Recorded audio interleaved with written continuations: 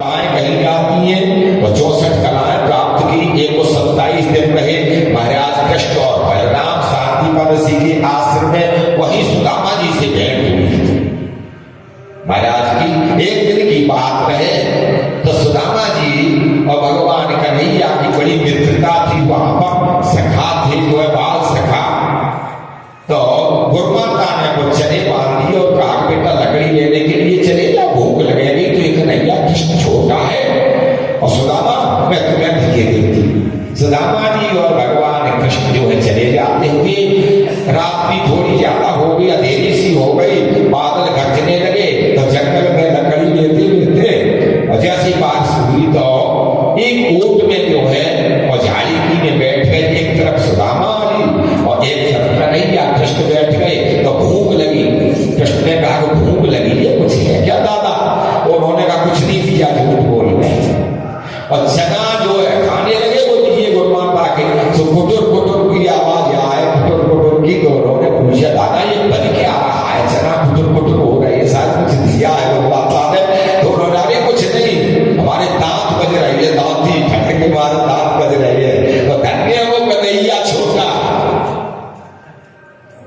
धन्य है वो। कह रहा कि दादा मेरे पास दुपट्टा, तुम दुपट्टा दे, ठंड लग रही है, दुपट्टा दे। तो वो सुदामा जी ने चना को खा लीजिए। वैसे तो चना की एक विशेषता और है। एक दिन महाराज दुर्वासा ऋषि शांतिवन ऋषि के आश्रम में पहुंचे। जाए करके उन्होंने कहा भिक्षाम देहि, मैं भूल रहा हूं, भिक्षा दो, भिक्षाम देहि। परंतु महारानी मैया आई शांतिवन ऋषि की पत्नी, तो उसने कहा महाराज जी कुछ है नहीं आश्रम में, कितना बड़ा आश्रम, उसमें भोजन पानी की व्यवस्था नहीं है। महाराज है ही नहीं, उनकी नजर में नहीं थी।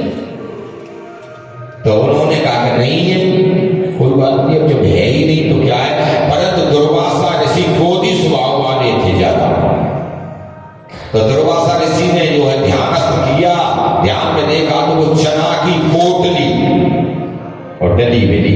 वो चना की पोटली क्या थी कि चोरी करके कहीं से कोई लाया था और वहां जा करके चोरों से खिसक गई चना की पोटली, वहां डली रह गई। मैया को भी पता नहीं था कि है कुछ, परंतु उन्होंने देख लिया दुर्वासा ने कि चना की पोटली डली हुई, तो श्राप दे दिया। उन्होंने कहा जो इस चना को खाएगा वो ऐसा निर्धन हो जाएगा, कई दिनों तक निर्धन हो जाएगा, ऐसी उन्होंने श्राप दे दी। और सुदामा जी को पता था कि ये चना वही है, तो सुदामा जी की भी गलती नहीं थी। उन्होंने कहा हमारा कन्हैया, हम गरीब हो जाए, हम परेशानी भुगतने चलेगा, परंतु आपने बड़ा दुख मजे कर जाना, मित्र का दुख मजबेब समाना। दूसरे का दुख, दूसरे को दुख नहीं था, इसलिए चना आज खा लिए, उसमें दोष नहीं था। एक कथाओं में अनेकों कथा का संबंध होता है, उसे जैसी की तैसी नहीं, ठीक से समझना होता है। खाली ये महाराज आए, महाराज मैया के पास में विद्या पढ़ के उन्होंने शांतिवन ऋषि से आज्ञा ली, प्रभु गुरुदेव अब हम चले, विद्या हमारी पूरी हो गई। उन्होंने कहा हाँ ठीक है बेटा, जा सकते हो, आप विद्या निपुण हो गया, आप तो ब्रह्म हो, विद्या निपुण हो गई। हमारे सौभाग्य शांतिवन ऋषि जो है तुम्हारे गुरु हो गए। दक्षिणा महाराज, तो उन्होंने कहा दक्षिणा मैं तो मांगता नहीं किसी से, मैं देता देता हूं, मुझे कोई आसक्ति नहीं कि महाराज बिना दक्षिणा के तो होता ही नहीं कुछ।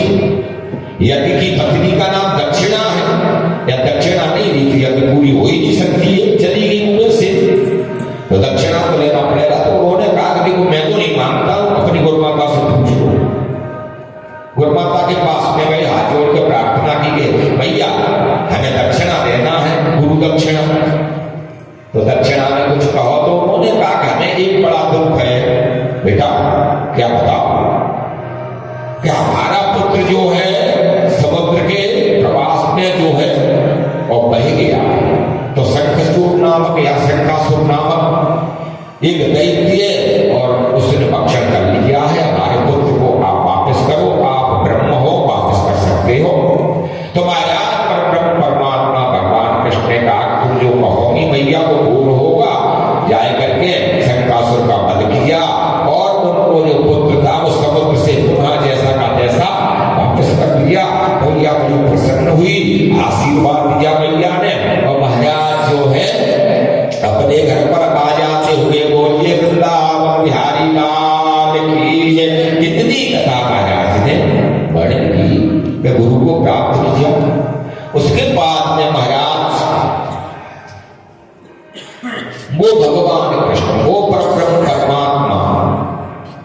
बार बार दुखी मन रहता है, जबकि सदा बसंत हृदयानंद, सदा बसंत होना चाहिए, शांताकार, भुजंग पे भी शांताकार है, आनंद स्वरूप है, मंगलम भगवान विष्णु मंगलम गरुड़ ध्वजा, मंगल स्वरूप वो दुख कैसा, खेद कैसा। तो उद्धव जी बहुत बड़े ज्ञानी कहे जाते थे, उद्धव उन दिनों के बहुत बड़े ज्ञानी कहे जाते थे, भगवान के सखा थे और महाराज बृहस्पति जी के शिष्य थे, देवगुरु बृहस्पति जी के शिष्य कहे जाते उद्धव और वेदव्यास, ये दोनों ही बृहस्पति जी के शिष्य कहे जाते थे। तो उद्धव जी ने ये प्रश्न किया तो भगवान कृष्ण कहने लगे कि उद्धव तुम बहुत बड़े ज्ञानी हो, मैं भक्तों के कारण दुखी होता हूं, स्वयं के कारण नहीं। जब भक्त मेरा दुखी होता है तब मैं दुखी होता, चाहे वो मोरे संयोग में हो चाहे वियोग में हो, परंतु भक्तों के दुख से मैं दुखी होता हूं। न मुझे कोई न सुख है, न मुझे कोई राग है, न कोई मुझे दोष है किसी से। मैं समत्व योग को उच्चते, समत्व योग है मेरे अंदर, मैं कोई न नाता मानता हूं न रिश्ता मानता हूं, एक ही रिश्ता है हमारे, मानव एक भगति करना, एक ही नाता है हमारे पास भक्ति का। तो उन्होंने कहा कि ऐसा तो किसको है, हमें अपनी मैया रात को रोती हुई दिखाई देती है। हमने कहा भैया यशोदा, और सपने में रोती हुई दिखाई देती है, महाराज कह रहे हैं भगवान कृष्ण, और गैया भी जो है बिलखती दिखाई देती है यहाँ, और गोपियां भी जो है यमुना के कछार में हमारी प्रतीक्षा करती हुई दिखती है, एक टक लगी रहती है कब लौटे। तो उनके दुख से हम दुखी है। तो उद्धव जी ने कहा उनको ज्ञान दे दो, तुम तो ब्रह्म हो, इस साकार ब्रह्म में क्यों कर रही है, ये तो शरीर है, इस शरीर में तो कभी कोई शरीर धारण कर लिया, कभी कोई शरीर धारण कर लिया, हर किसी का एक शरीर तो है नहीं। तो ज्ञान में तुम्हारी सत्ता तो सदा सदा है, तो उनको ज्ञान देना चाहिए। तो उन्होंने कहा तुम ज्ञान दे, परीक्षा करने के लिए। हाँ, उद्धव को भी अभिमान था, अपने ज्ञान का अभिमान, और भक्ति को वो कुछ नहीं समझते थे, भक्ति को उद्धव जी कुछ नहीं समझते थे, उन्हें केवल ज्ञान पे ही टिका। अब जहां ज्ञान है और भक्ति नहीं है, ज्ञान है भक्ति नहीं है, तो वो लावारिस है ज्ञान, क्योंकि भक्ति के पुत्र है ज्ञान और वैराग। भक्तु भक्ति सुतौ तो तरुणो कशीत्वा, भक्ति सुतौ ज्ञान वैराग्य ध्यान, ज्ञान और वैराग भक्ति के पुत्र है। अब जिसकी माँ बाप का पता न हो, कोई पुत्र हो तुमसे पूछे तुम्हारी माँ कौन है, कर्ण की तरह पूछा अपने माँ बाप को बताओ, ये रंग भूमि है, अर्जुन के साथ तो बराबर कर रहे हो, पर परिचय तो अपना कौन हो, तो उसको पता ही नहीं था अपना परिचय क्या था। तो उन्हें नहीं, रंग भूमि में निष्कासित किए जाओगे।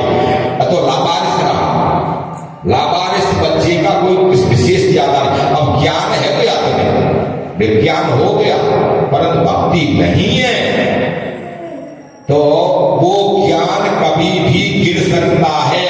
ज्ञान की रास्ता तलवार की धार पे चलने की बराबर है। ज्ञान का पंथ कृपाण की धारा, और गिरत खगेश न लागत मारा, गिरने में तुम्हें देरी नहीं लगेगी। इसलिए भक्ति के साथ होगा। रावण के पास ज्ञान नहीं था, क्या बताओ, ज्ञान था, चारों वेद 6-7 18 पुराणों का ज्ञान था, परंतु फिर भी कम था। रावण का को पुतला जलाया जाता, क्यों, भक्ति नहीं थी। यदि भक्ति साथ में होती तो रावण ही रावण था, और भक्ति हो केवल। सबरी के पास क्या था, ज्ञान था। सबरी परिचरण लपटाए, अदम थी, अदमते अदम अदम मैं नारी, कितनी कौन सी वेद पढ़ी थी सबरी, परंतु भक्ति क्या थी। भामिनी कह रही है, भामिनी तुम हमें बहुत अच्छी लगती हो। लक्ष्मण जी कह रही है कभी भी जनकपुर में पढ़ाई नहीं करी, आज तक किसी से नहीं कहा तुम हमें बहुत अच्छी लगती हो, और जब बुढ़िया सो काली कलूटी सो कह रहे कि तुम अगर कहीं रघुबर सुन वहां में निभाता, कहीं रघुबर सुन वहां में निभाता, महामनी मन को भाने वाली, तो शरीर नहीं अच्छा देखते हैं भगवान, देखते तुम्हारे अंदर भक्ति कितनी प्रबल है, भक्ति ज्यादा ही, भक्ति जवाब है, तो महाराज को वो अच्छी लगती है। देखो भावनी गोपियों के पास में कौन सा ज्ञान था, क्या ज्ञान था गोपियों के पास में, और सभी जो है भक्ति की पराकाष्ठा थी, वो तो भगवान बुला रही है। आज उद्धव जी ज्ञान के विशेषता में चले और उन्होंने कहा मेरा स्वर्ण पर रस ले जाओ, स्वर्ण से बना हुआ रस ले जाओ, मेरा रथ है, गोपियों को सिखा के आओ, और एक पत्रिका लिख दी, चिट्ठी पाती लिख करके विदा कर दिया। उद्धव जी ने बड़ा अनुमान जाए करके गोपियों के पास में पहुंचे और गोपियों से देखा, देखते ही गोपियां समझ गई कि ये राधा समझ गई परमेश्वरी है, रास रासेश्वरी है, कृष्ण प्राण कप्रिय, वो तो परमेश्वर, वो तो स्थित संहार कारणी क्लेश हारणी सर्वश्रेयस्करी राधाया पल्लवा। कितने 3 गुण होते हैं नहीं, देखो जानकी जी भी भैया दुर्गा है और राधा को भी बोला गया है, वो तो माने जन्म प्रकट करना, सृजन करना, स्थिति को कहते हैं पालन, और संघात को एक तीनों तो होती दुर्गा में, परमेश्वर में, वो तो स्थिति संहार कारणी क्लेश हारणी सर्वश्रेयस्करी सीता न तो हम राम बल्लवा, अजय वो तो स्थित संहार कारणी क्लेश हारणी सर्वश्रेयस्करी राधा न तो हम कृष्ण बल्लवा, दोनों हो गई दुर्गा, परमेश्वरी हो गई। उस परमेश्वरी को अभिमान में ज्ञान के में और ज्ञान देने के लिए जा रही है तो पागल पड़े है कि नहीं, जा करके पहुंचे तो उन्होंने कहा अरे ये उद्धव आए हैं और ऐसे लग रही है कि मानो भगवान कृष्ण जैसे कृष्ण ने सदैव ये पीताम्बर धारण किए हुए, वो भी पीताम्बर और स्वर्ण रथ था, वो ही राजसी रथ जो कहा जाता था।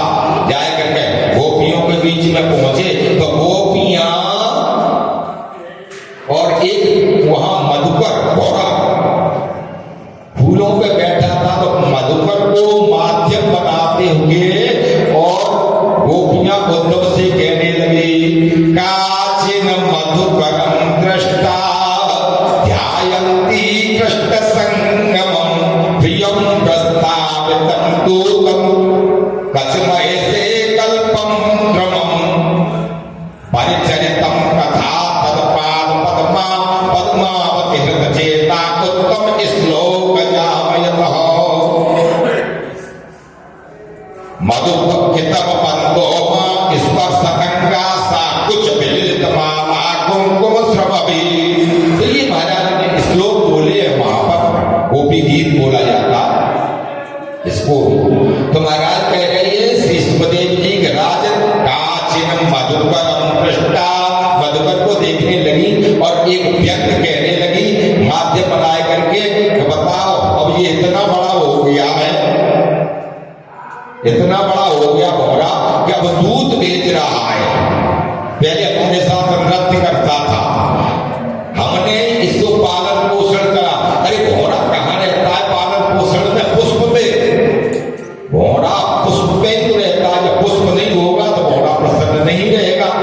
और घोड़े की देखो गुण, जब प्यार करता है घोड़ा पुष्प से तो पुष्प में पूरी रात बंद हो जाएगा कमल के में, परंतु उसमें छिद्र नहीं करेगा, और काठ में छेद कर सकता है घोड़ा, परंतु उस पुष्प में छेद क्यों? उससे प्रेम करता है। परंतु ये तो ये ऐसा हो गया कि जिससे प्रेम करता है उसे भी छोड़ के चला गया।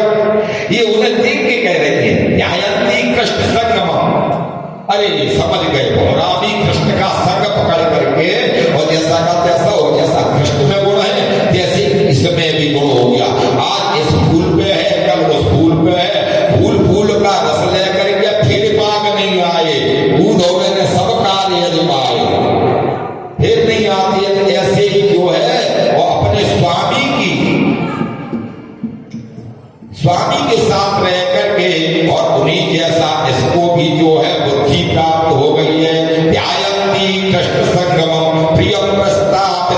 दूतम कल्पयत्योदयम्। अब दूत भेजने लगा। अब उद्धव जी चुपचाप सुनते लगे और कहने लगे अब क्यों याद करेगा हमारी मधुपकित बंधु मान स्पर्श रंगा साथ कुछ बिल माला कुमकुम श्रवणी। अरे ये पीले पीले फूल लगे हुए हैं तो ये भोरा कोई विशेष नहीं है, ये एक से प्रेम नहीं करता है। देखो तो हमारी शोकों से मिलकर के या दूसरे फूलों से मिलकर के और यहाँ के बाग के फूलों को छोड़ गया और दूसरी जगह पर ये इसने प्रीति करती। प्रीति तो है परंतु इसकी कोई निश्चित प्रीति नहीं है। उद्धव जी को कह रही थी माध्यम जो है भौरे का कर रही थी। उद्धव जी ने जो है पाथी निकाल करके शुरू की पाथी से पाथी निकाल करके उद्धव जी ने और ठीक है ये भगवान कृष्ण ने कन्हैया ने और आपके लिए पाथी दी है। तो जैसे ही पाथी वो अक्षर उस हाथ के भगवान कृष्ण की हाथ के लिखे हुए अक्षरों को देखकर उन अक्षरों में साक्षात कन्हैया के दर्शन हो गए। कोई तुम्हारा विशेष हो और चला जाए गुम हो जाए तो बाकी चित्र देखते हम कह रहे हैं ये उनकी शर्ट थी, ये जूता पहनते थे, ये उनकी माला। अवशेष इसको बोलते अवशेष।